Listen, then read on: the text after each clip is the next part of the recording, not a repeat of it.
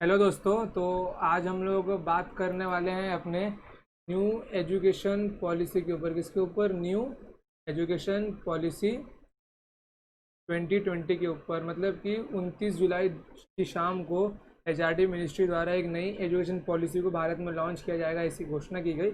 और उसमें कुछ उन्होंने अपने गाइडलाइंस भी दिए थे। तो वो गाइडलाइंस क्या है और कैसे ये हमारे देश के लिए बहुत बेनिफिशियल होगा, तो हम लोग आज उसी टॉपिक के ऊपर बात करने वाले हैं। मेरा सिर्फ इतना काम है कि आपको उन गाइडलाइंस को एकदम अच्छे से और सिंपली भाषा में समझाना। ओके। तो अब तक की जो शिक्षा नीति थी वो थी 10+2 के ऊपर। तो इसको निकाल दिया जाएगा। इसके जगह पे आएगा 5+3+3+4, मतलब 5 साल, 3 साल, फिर 3 साल, फिर 4 साल।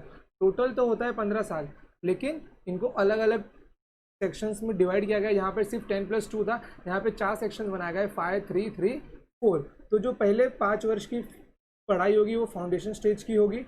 फिर मीन्स उसी 5 वर्ष में जो स्टार्टिंग के 3 साल हो गए हमारे जूनियर सीनियर केजी के, मतलब प्राइमरी के होंगे।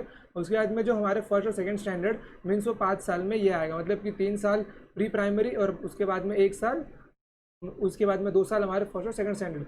उसके बाद में स्पोर्ट्स और अन्य गतिविधियों के द्वारा हमारी पढ़ाई होगी, मतलब हमको प्रैक्टिकल बेस्ड नॉलेज मिलेगा। उसके बाद में कक्षा 3 से 5, मतलब 3 to 5 से छात्रों का भविष्य तैयार होगा। मीन्स उनको फ्यूचर में करना क्या है, फ्यूचर में उनका गोल क्या होना चाहिए, उनको ये बताया जाए कि आप लोग अपना फ्यूचर कैसे डिसाइड कर सकते हो। ये तो बहुत अच्छी बात है कि बच्चों को ये सब चीज़ें बचपन में ही सिखाई जाएगी, क्योंकि हमारे बचपन में ये सब सिखाने वाला कोई नहीं था हमको। हम लोग कोई सब्जेक्ट्स पढ़ते थे और जाके उनके पेपर देते थे। तो 10th या 12th में आने के बाद हम लोग अपना फ्यूचर डिसाइड करते थे। लेकिन यहाँ पे बच्चों को बचपन में ही फ्यूचर के बारे में बताया जाएगा कि आपको आपके फ्यूचर में करना क्या है। ये एक बेस्ट पॉइंट है यहाँ पे। फिर उसके बाद में साइंस, मैथ्स, आर्ट्स और सोशल साइंस जैसे सब्जेक्ट्स बच्चों को 3 to 5 में ही पढ़ाए जाएंगे, जो कि बच्चों को थोड़े बड़े होने पर ये विषय मिलते हैं। मतलब 6-7 में उनको ये विषय मिलता है, लेकिन ये विषय उनको बचपन में तीसरी से 5वीं के विषय मिल जाएंगे, जिससे बच्चों की एक सामाजिक समझ डेवलप होगी, जो कि उनके बहुत काम आएगी और ये बहुत ही अच्छी बात है। ओके। तो जो 6वीं से 8वीं तक की पढ़ाई होगी वो हमारी मिडिल स्टेज की पढ़ाई होगी। यहाँ पे एक निश्चित पाठ्यक्रम यानी कि एक फिक्स्ड सिलेबस होगा, मतलब कि एक फिक्स सिलेबस होगा यहाँ पे, जो पूरे देश में यही सिलेबस फॉलो किया जाएगा। पूरे देश में यही सिलेबस फॉलो किया जाएगा। और यहाँ पे छात्रों की विश्लेषण क्षमता, मतलब कि उनका डिसीजन मेकिंग, उनकी इमेजिनेशन पावर और उनका डिसीजन मेकिंग में जो उनके बुद्धि बल को यहाँ पे बढ़ावा दिया जाएगा, ताकि वो और अच्छे से ज़्यादा अपने इमेजिनेशन को और डिसीजन मेकिंग क्षमता को बढ़ा सके। तो इसके बाद में जो मेन पॉइंट यहाँ पे है कि स्कूलों से स्ट्रीम सिस्टम खत्म कर जाएगा। मतलब कि साइंस, कॉमर्स, आर्ट्स, जो स्ट्रीम सिस्टम थी उसको ख़त्म कर दिया जाएगा। आर्ट्स मीन्स अगर साइंस के साथ उसको कॉमर्स का सब्जेक्ट पढ़ना है तो पढ़ सकता है, कॉमर्स वाला आर्ट्स का, आर्ट्स वाला साइंस का, मतलब कोई भी तीनों फील्ड में से किसी का भी सब्जेक्ट्स पढ़ सकता है। अगर आर्ट्स के छात्र को बायो पढ़ना है तो बायो भी पढ़ सकता है, कॉमर्स के छात्र को इतिहास पढ़ना है तो इतिहास भी पढ़ सकता है। और 5वीं तक की पढ़ाई जो यहाँ पे होगी वो हमारे मदर टंग में होगी। मतलब कि आप जिस रीजन में रहते हैं, आपकी जो रीजनल लैंग्वेज है, लाइक उर्दू है, मराठी है, भोजपुरी है, जो लैंग्वेज है आपकी, आप उस लैंग्वेज की पढ़ाई मीन्स उस पढ़ाई आपकी उस लैंग्वेज में ही होगी। और जो इंग्लिश की अनिवार्यता है वो ख़त्म कर दी जाएगी और इंग्लिश को केवल एक सब्जेक्ट के तौर पर, मतलब कि उसका एक सब्जेक्ट और एक लैंग्वेज के तौर पर पढ़ाया जाएगा बस। इंग्लिश को जो आज के टाइम पे सब लोग नॉलेज मान के चलते हैं, वो कोई नॉलेज नहीं है, वो केवल एक लैंग्वेज है। तो इंग्लिश को आप सब केवल एक लैंग्वेज के रूप में देखिए। अगर आपका बच्चा इंग्लिश नहीं बोल पाता है, इसका मतलब कि वो हिंदी बोल पाता है या मराठी बोल पाता है, मतलब उसको एक लैंग्वेज आती है। अगर उसको इंग्लिश नहीं आती है तो इंग्लिश को कभी नॉलेज से कंपेयर करके मत देखना कि अगर सामने वाले को इंग्लिश नहीं आती तो उसको कुछ नहीं आता होगा। इंग्लिश केवल एक लैंग्वेज है, वो नॉलेज नहीं है। लैंग्वेज कभी नॉलेज की जगह नहीं ले सकता, ये हम सबको मालूम है। इसलिए इंग्लिश की महत्वता खत्म कर दी गई है, उसको केवल एक विषय बना दिया गया है, केवल एक विषय। बाकी जिसको लैंग्वेज सीखना हो तो सीख सकता है। इसके बाद में मेन पॉइंट, क्लास 6 से ही बच्चों को कंप्यूटर कोडिंग सिखाई जाएगी, ताकि वो आगे जाके अगर डेवलपर बनते हैं तो वो देश के लिए कुछ कर सके। और उनको इंटर्नशिप भी मिलेगी। मीन्स अगर उनको किसी सब्जेक्ट में इंटरेस्ट है, लाइक अगर किसी को ड्राइंग में इंटरेस्ट है तो उसको उस बच्चे को किसी पेंटर के पास भेजा जाएगा स्कूल के द्वारा ही। अगर उसको कंप्यूटर में इंटरेस्ट है तो किसी सॉफ्टवेयर कंपनी में भेजा जाएगा उसको प्रैक्टिकल ट्रेनिंग के लिए। और उसके बाद कक्षा 9 से 12, मतलब कि हमारा जो पूरा सिलेबस है पूरे देश में वो एनसीईआरटी द्वारा बनाया जाएगा। एनसीईआरटी द्वारा एजुकेशन सिस्टम में जो भी पढ़ाई होगी उसकी बुक्स एनसीईआरटी द्वारा छापी जाएगी, इसलिए 9 to 12 यहाँ पर लिखा हुआ है। और जो एग्ज़ाम होंगे वो सेमेस्टर सिस्टम के बेस पर होंगे, मतलब कि हर 6 महीने में एक परीक्षा होगी, मतलब एक साल में 2 परीक्षाएं होगी और बच्चों को वो दोनों परीक्षा पास करना कंपलसरी होगा। जैसे कि अभी के टाइम पे तो बच्चा केवल 10वीं और 12वीं पढ़ता है, मतलब वो पिछले के 2-3 महीने पढ़ के भी अच्छे से बोर्ड्स के एग्ज़ाम निकाल लिया करता है, लेकिन अब ऐसा नहीं होगा। उसको 6 महीने फिर एक सेमेस्टर पास होगा, फिर 6 महीने फिर एक सेमेस्टर का होगा, मतलब उसको इस प्रकार पूरे साल पढ़ाई करनी पड़ेगी और दोनों सेमेस्टर के जोड़कर नंबर आएगा उसका रिजल्ट। इसके बाद यहाँ पे जो मेन न्यूज़ है वो रिपोर्ट कार्ड के ऊपर है कि 360 डिग्री असेसमेंट के द्वारा उसका रिजल्ट तैयार किया जाएगा।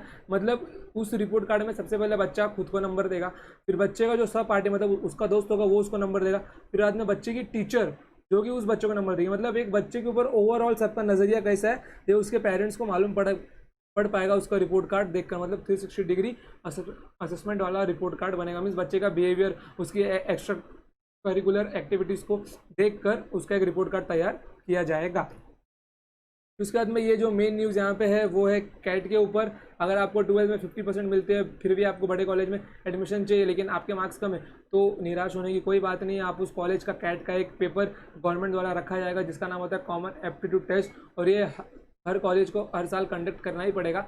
ये शिक्षा नीति 2020 लागू होने के बाद तो अगर आपका कैट में 70% मार्क्स आया तो आपके 50% और 70% को जोड़कर आपको उस कॉलेज में एडमिशन आसानी से मिल जाएगा। तो ये बहुत अच्छी बात है। आपको अगर आपके सब्जेक्ट तैयार नहीं करने किसी बड़े कॉलेज के एडमिशन के लिए, आप कैट के लिए प्रिपेयर कीजिए और उस कॉलेज में एडमिशन ले लीजिए। ओके, फिर इसके बाद में ये जो मेन न्यूज़ है डिग्री के बच्चों के लिए, जो बच्चे 3 साल की डिग्री और 4 साल में जो लोग करते हैं बीटेक इंजीनियरिंग की डिग्री है उसके लिए अभी के टाइम पे अगर किसी डिग्री के बच्चे ने पढ़ाई बीच में छोड़ दी तो उसको कोई सर्टिफिकेट वगैरह कुछ नहीं मिलता था। बट अगर 2021 के बाद से अगर किसी ने पढ़ाई अपनी बीच में छोड़ी, अगर उसने 1 साल में पढ़ाई छोड़ी तो उसको सर्टिफिकेट मिलेगा, 2 साल में छोड़ी तो डिप्लोमा मिलेगा, और अगर 3 साल में छोड़ी तो उसको बैचलर्स डिग्री दी जाएगी, और अगर 4 साल में छोड़ दे तो उसको रिसर्च के साथ साथ डिग्री भी मिलेगी। मतलब यहाँ पे जो 4th ईयर का बच्चा होगा उसको रिसर्च तो मिले, मीन्स ये रिसर्च उसमें एडिशनल पॉइंट है और उसको ये डिग्री तो उसकी मिलेगी जिस स्ट्रीम से वो रहेगा। उसके बाद में कॉलेज के छात्र अलग अलग विषय ले सकते हैं। ये व्यवस्था मल्टी एंट्री और मल्टी एग्जिट वाली स्कीम की है, ये आपको मैं अभी बताता हूँ। मल्टी एंट्री और मल्टी एग्जिट वाली स्कीम है क्या, जैसे कि अगर कोई बच्चा TY फिजिक्स में है, ओके, या TY मैथ्स में, अगर उसको उसके साथ में ड्राइंग पढ़ना है या उसको ह्यूमैनिटीज़ पढ़ना है या हिस्ट्री पढ़ना है तो वो इन सारे सब्जेक्ट्स को पढ़ सकता है। या फिर कोई बच्चा अगर मैकेनिकल ब्रांच में उसको अगर ड्राइंग पढ़ना है, उसको अगर हिंदी लैंग्वेज पढ़नी है तो उसका जो फाइनल रिजल्ट बनेगा उसके उस फाइनल रिजल्ट में जो क्रेडिट पॉइंट्स होते हैं ना, तो उस फाइनल रिजल्ट में इन सारे सब्जेक्ट्स के क्रेडिट पॉइंट्स उसमें ऐड किए जाएंगे। लाइक देखिए जो सिस्टम होगा मार्किंग का वो होगा एकेडमिक बैंक ऑफ क्रेडिट, मतलब कि जो कोर्स पूरा होगा उसके अंक क्रेडिट बैंक में जमा होते रहेंगे। मतलब कि आप अपने एजुकेशन ईयर में डिग्री का जो आपका एजुकेशन ईयर है आप उसमें फिजिक्स हो, सिविल ब्रांच हो, कोई फ़र्क नहीं पड़ता। अगर आपने उसमें ड्राइंग लिया है, कुकिंग लिया है, डांसिंग लिया है, जो सब्जेक्ट आप लोगे उसके क्रेडिट बैंक मतलब उसके अंक आपके क्रेडिट बैंक में जमा होते रहेंगे और आखिर के डिग्री के कोर्स में क्रेडिट जोड़ा जाएगा। मतलब कि आप कोई भी आप अगर 4-5 कोर्स भी एक साथ करते हो अपने एजुकेशनल ईयर में तो आपको 4-5 डिग्री नहीं मिलेगी, आपको एक डिग्री दी जाएगी जिसके ऊपर सारे मार्क्स होंगे। ओके, तो ये सबसे बेस्ट कर दिया गया है कि हमारे सारे एजुकेशन के लिए एक ही डिग्री रहेगी बस। फिर इसके बाद ये जो है हमारे कल्चर को बढ़ावा दिया गया है। स्कूलों उच्च शिक्षा संस्थानों में संस्कृत को बढ़ावा देंगे। संस्कृत के विश्वविद्यालयों में कई विषय संस्कृत में पढ़ाएंगे। फिर उसके बाद उच्च शिक्षा संस्थानों में आर्ट्स और ह्यूमैनिटीज़ पढ़ाएंगे। उच्च शिक्षा संस्थान मतलब कि IITs जैसे कॉलेज जो होते हैं वहाँ पर भी आर्ट्स और ह्यूमैनिटीज़ पढ़ाए जाएंगे। और ये जो चौथा पॉइंट है, हर कॉलेज में संगीत कला साहित्य पढ़ाया जाएगा। ये कंपलसरी है, ये हर एक कॉलेज को अपने कॉलेज में लाना ही पड़ेगा। इसके बाद में ये जो मेन न्यूज़ है यहाँ पे फीस को लेकर नए नियम निर्धारित होंगे। निश्चित फीस से ज़्यादा कम फीस नहीं ले पाएंगे। मतलब कि अगर कोई प्राइवेट कॉलेज है या कोई गवर्नमेंट कॉलेज है तो उन कॉलेजेस को जो फीस लेनी है उसका स्ट्रक्चर तैयार किया जाएगा गवर्नमेंट द्वारा। मतलब गवर्नमेंट जितना फीस बोलेगी इन दोनों कॉलेजेस को उतनी ही फीस लेनी पड़ेगी। तो ये मिडिल क्लास फैमिली के लिए बहुत अच्छी बात है कि उनको गवर्नमेंट द्वारा निर्धारित फीस ही देनी पड़ेगी। अगर प्राइवेट कॉलेज से ज़्यादा फीस लेने का कोशिश करते तो you can take a strict action against them. Okay. तो एक निश्चित मीन्स एक लिमिटेड फीस सीमा होगी, उससे ज़्यादा वो फीस नहीं ले पाएंगे। तो यहाँ पे मेन चीज़ क्या है, ये जो हमारा शिक्षा नीति 2020 है ये कैबिनेट से पास हो गया है और ये संसद में पेश किया जाएगा।